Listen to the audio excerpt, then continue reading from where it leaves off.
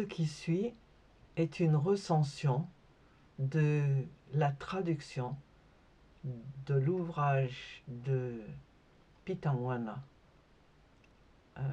Omenoko, par Nathalie Carré. Cela fait désormais quelques années que la recherche africaniste se penche sur la question passionnante de l'arrivée du livre et de certaines formes littéraires en Afrique subsaharienne. Omenoko, ou Le repentir d'un marchand d'esclaves, premier roman Igbo publié à Londres en 1933, est devenu un classique au Nigeria et représentatif de ses premiers textes, souvent suscités par les missionnaires auprès d'informateurs aux statuts variés avant d'être publiés par leurs soins. Rédigé par Pitanwana, auteur à l'unique œuvre littéraire, mais aux multiples expériences, comme apprenti, commerçant, menuisier charpentier, prédicateur laïque, cette biographie fictive relate le parcours du chef Igwebwe Odum d'Arondiozogu, tout en se faisant chronique historique de l'arrière-pays d'Okigwe. De fait, les premiers romans africains sont intéressants à plus d'un titre, comme le rappelle l'introduction de Françoise Ugochukwu, spécialiste de la littérature du Nigeria et traductrice du texte en français.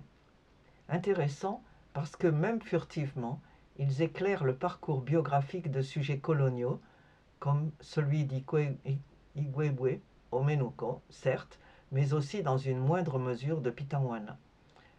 Captivant également parce que ces œuvres des débuts se tiennent encore à la croisée des chemins, entre formes narratives traditionnelles et enracinement progressif de formes écrites nouvelles, ce qui en fait des textes parcourus par des tensions passionnantes. Omenoko peut bien apparaître comme l'aboutissement de l'œuvre linguistique des missionnaires. Il témoigne aussi d'une façon de dire et d'une épistémée propre à une sphère culturelle d'origine. L'usage des proverbes en témoigne amplement.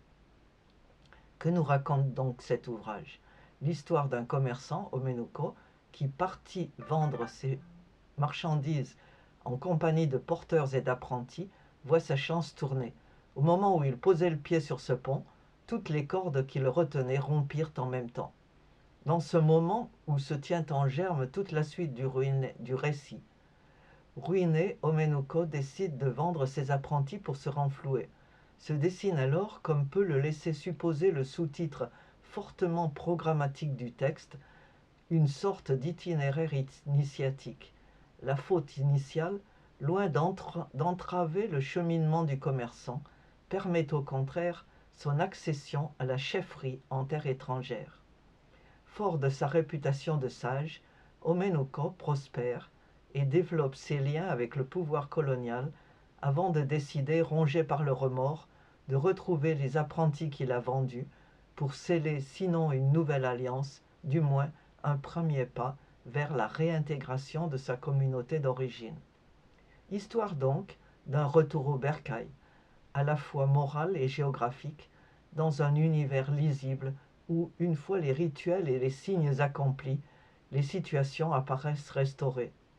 Présentée par le narrateur lui-même comme une leçon à ses lecteurs, cette narration, dont les grandes étapes peuvent rappeler celles du conte, apparaît donc clairement fléchée. Mais là où le conte déréalise les événements et fait passer au second plan le contexte historique, Omenoko délivre de nombreux indices renvoyant à la réalité. Importance des échanges commerciaux de l'époque et de l'esclavage, réalité qui en tisse la toile de fond, présence coloniale, brevet de chef, canon et gramophone comme objet de prestige, jalousie et litige à régler, notamment lorsque le narrateur relate l'épisode de la Ligue des 26 qui se dresse contre la puissance ascendante d'Omenoko.